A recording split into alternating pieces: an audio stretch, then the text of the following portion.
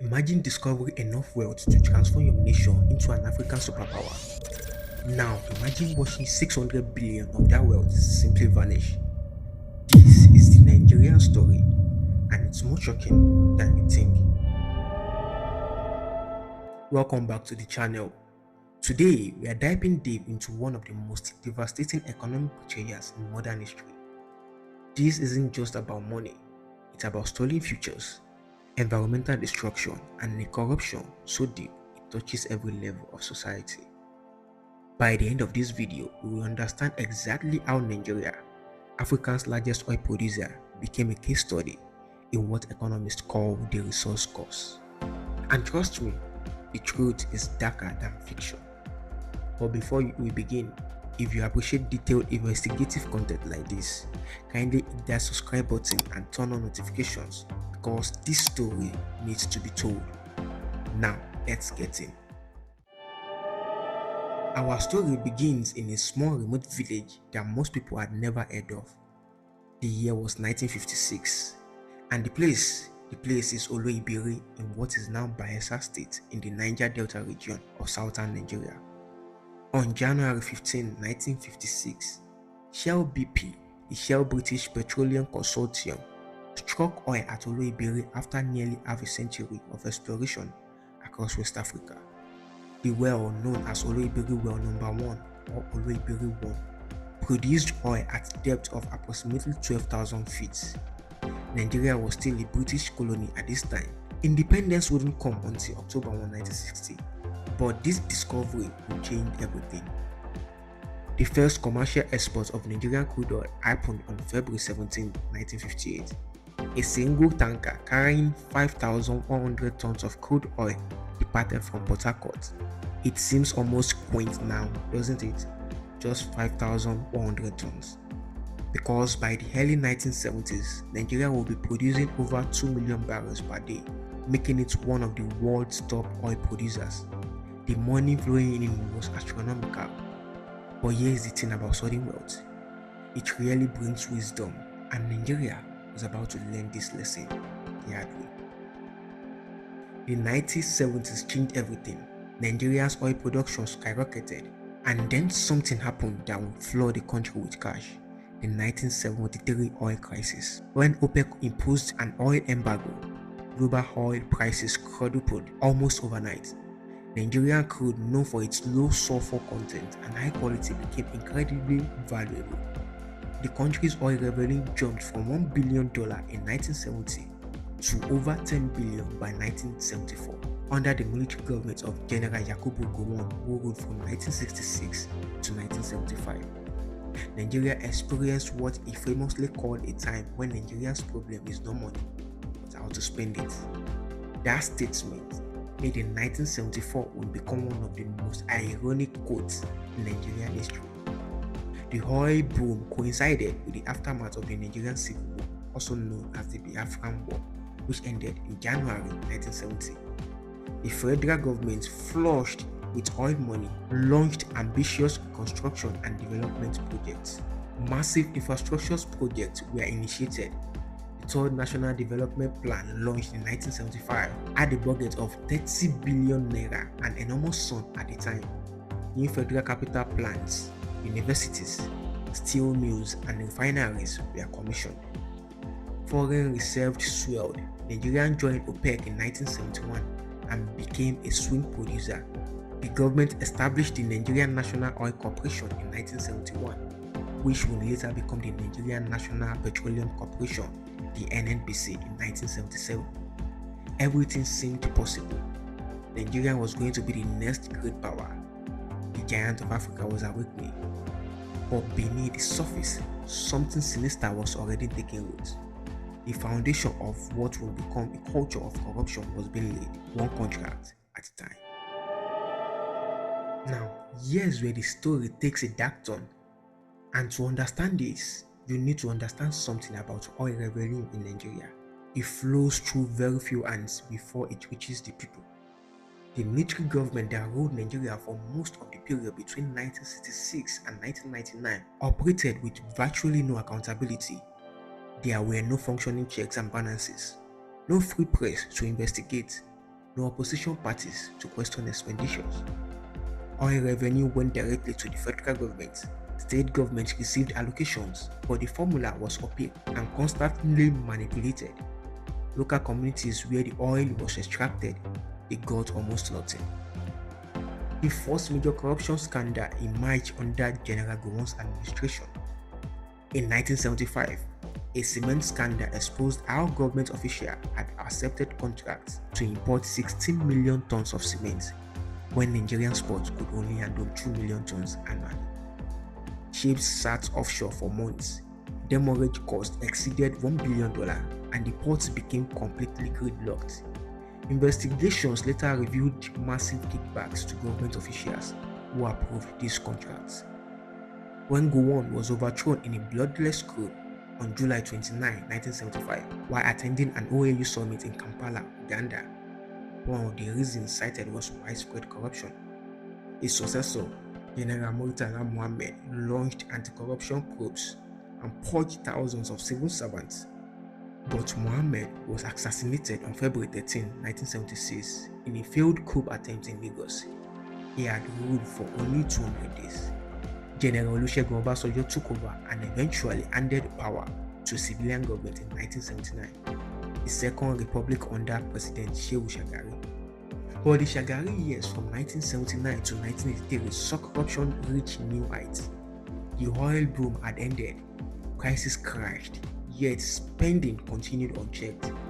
The rice importation scandal saw billions vanish as officials inflated import contracts and pocketed the differences.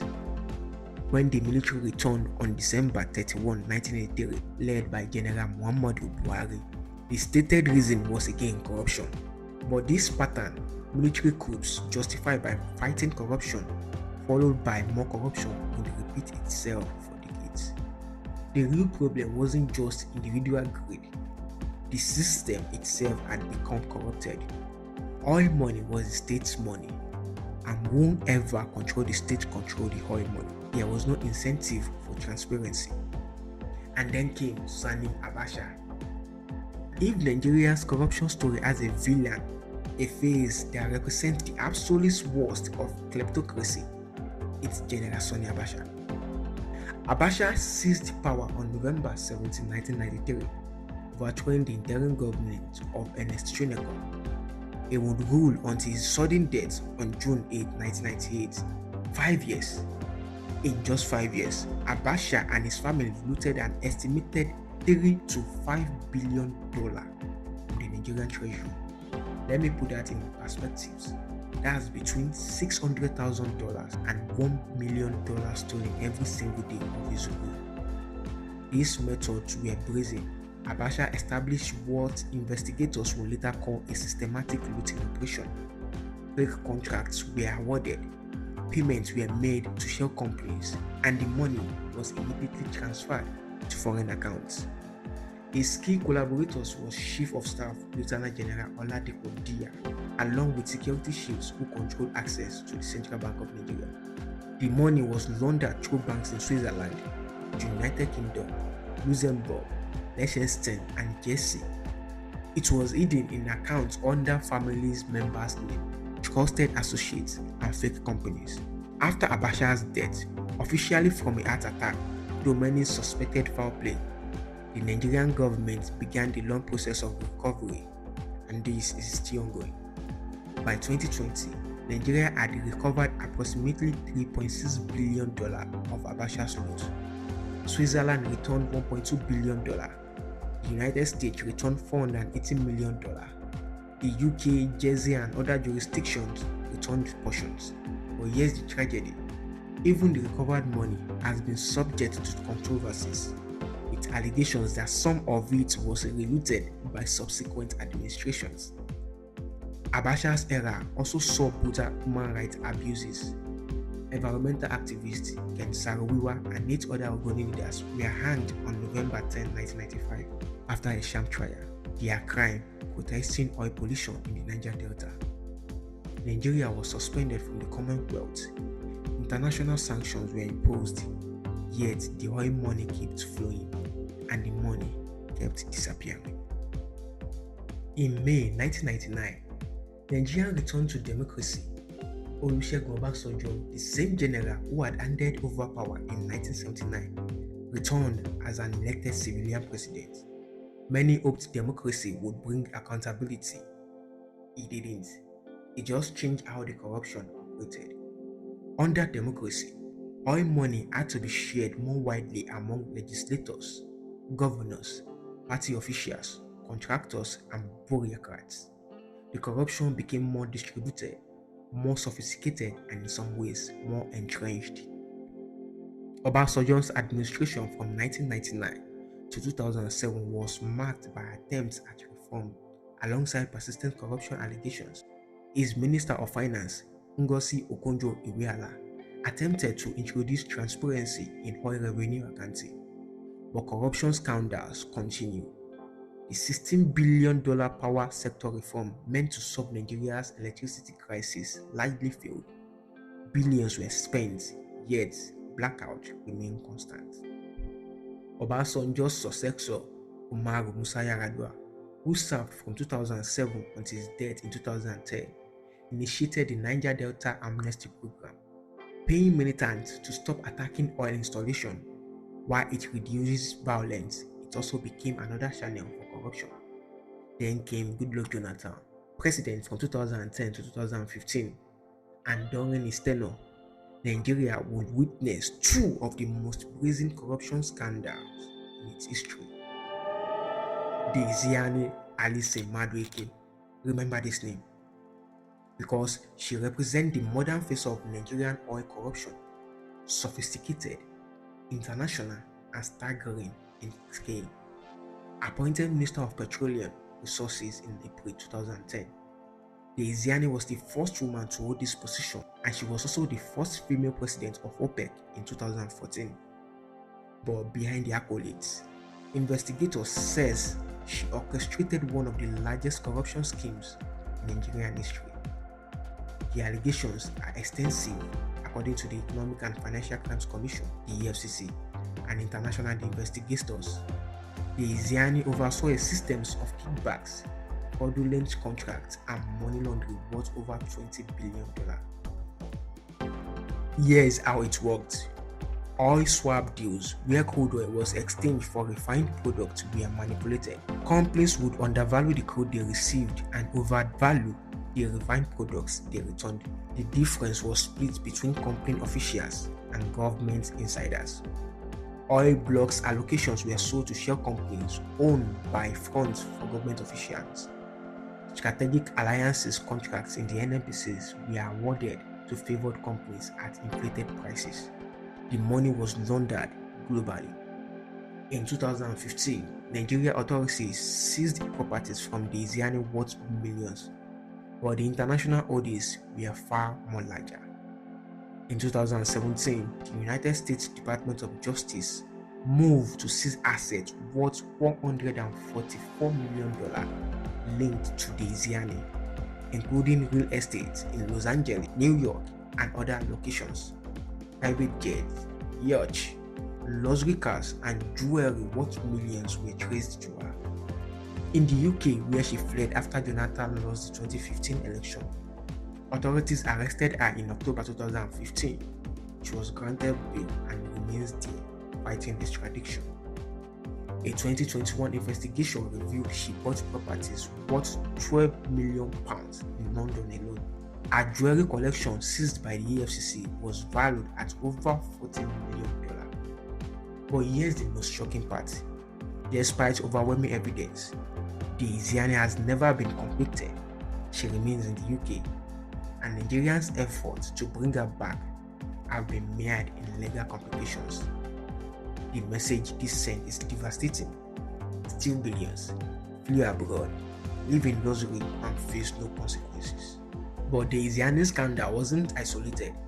In fact, it was part of a pattern, and the most explosive revelation came in February 2014, when the suspended governor of the Central Bank of Nigeria, Sanusi Lamido Sanusi, made a shocking allegation. $20 billion in oil revenue was missing from the NNPC accounts. Sanusi testified before the Nigerian Senate that between January 2012 and July 2013, the the NNPC failed to remit $20 billion to the Federation account, the account from which all government revenues are distributed. This allegation rocked the nation. NNPC denied it, claiming only $10.8 billion was unremitted, and it was spent on legitimate operations, but the damage was done. President Jonathan ordered an audit. Multiple reports were commissioned by PricewaterhouseCoopers, by government committees, by the Senate. The conclusions varied, but all confirmed massive irregularities. Crucially, Sanusi was removed from his position as CBN governor in February 2014, just days after his testimony. The official reason was financial recklessness in running the central bank, but many saw it as a retaliation. The Senate concluded the hearings. NNPC's officials testified, oil traders and company executives were questioned, but no one was prosecuted, no money was recovered. The scandal simply faded from headlines. This is the pattern in Nigeria: explosive revelations, public outrage, committees formed, report ratings, and then nothing. The system protects itself. And why the politicians and the oil executives got rich? The communities where the oil came from paid a terrible price. The Niger Delta comprises of 9 states including Bayelsa, Rivers, Delta, Akwa Ibom, and others, sits on vast oil wealth, yet it remains one of Nigeria's poorest regions. The environmental destruction is catastrophic. Oil spills are routine. Shell alone admits to over 3,000 spills between 1976 and 1991. Independent estimates put the total far higher. In Ogoniland, home to activist Ken Saro-Wiwa, a 2007 United Nations Environmental Program report found that it would take 30 years and $1 billion to clean up the oil pollution. Water sources are contaminated, farmland is poisoned, the air is toxic from gas flaring. Gas flaring, the burning of natural gas during oil extraction, continued for decades, releasing toxic chemicals and contributing massively to climate change.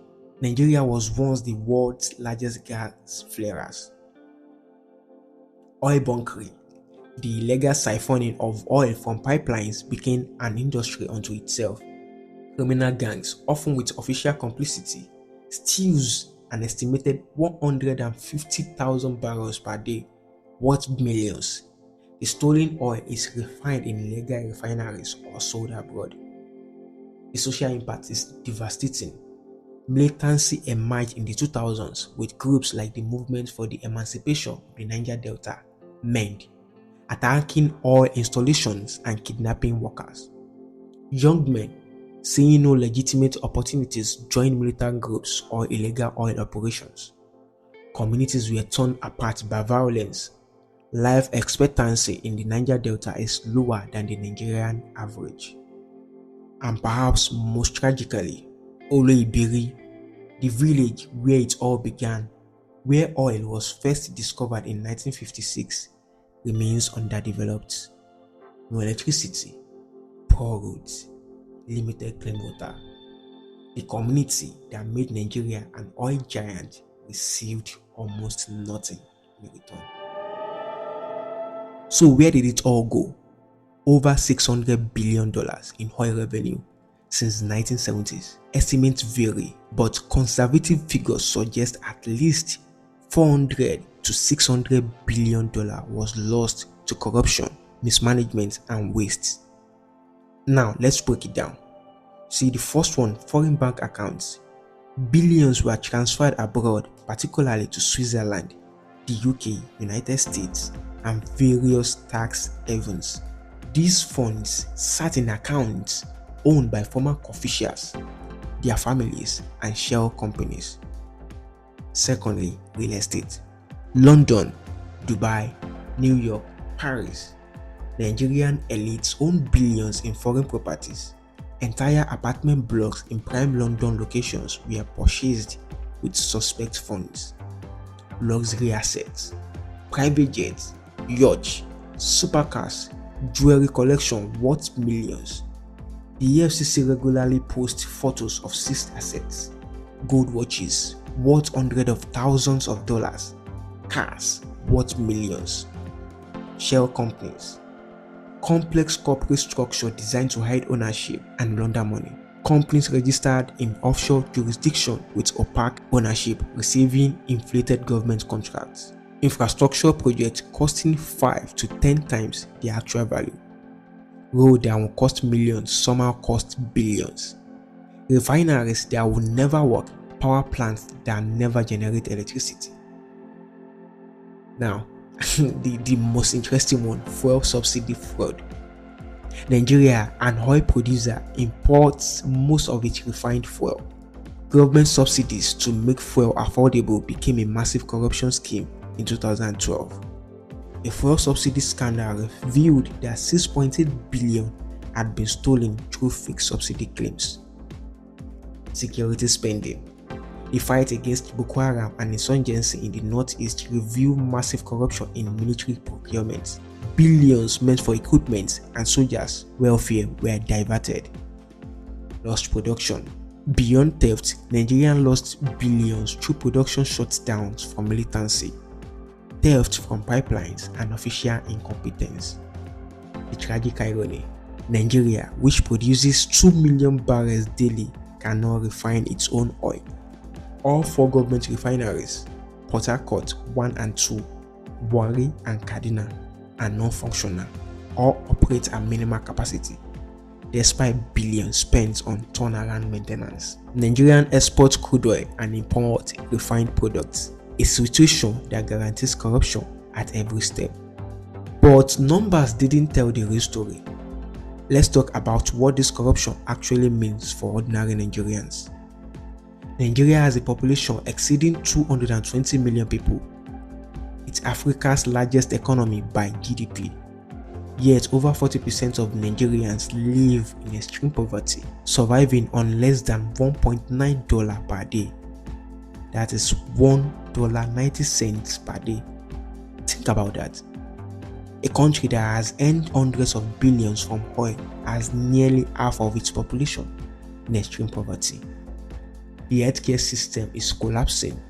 Doctors and nurses are leaving in droves for opportunities abroad, a phenomenon called the brain drain or the Japa wave.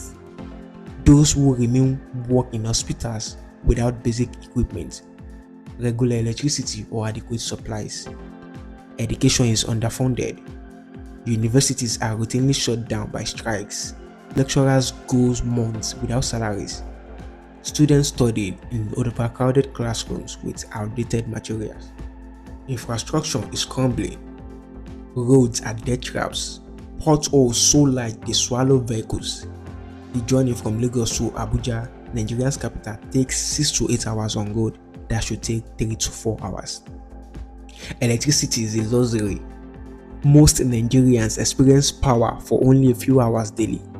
Businesses rely on expensive diesel generators. The cost to the economy is estimated at $26 billion annually. Youth unemployment exceeds 40%. A generation of educated young people have no opportunities. Many risk their lives crossing the Mediterranean to Europe. Thousands have died in the desert or drowned at sea. The talent loss is staggering. Nigerians doctors are among the best in the world, but they work in the UK, US, and Canada. Nigerian engineers, programmers, academics, and entrepreneurs excel globally, but not at home. Why?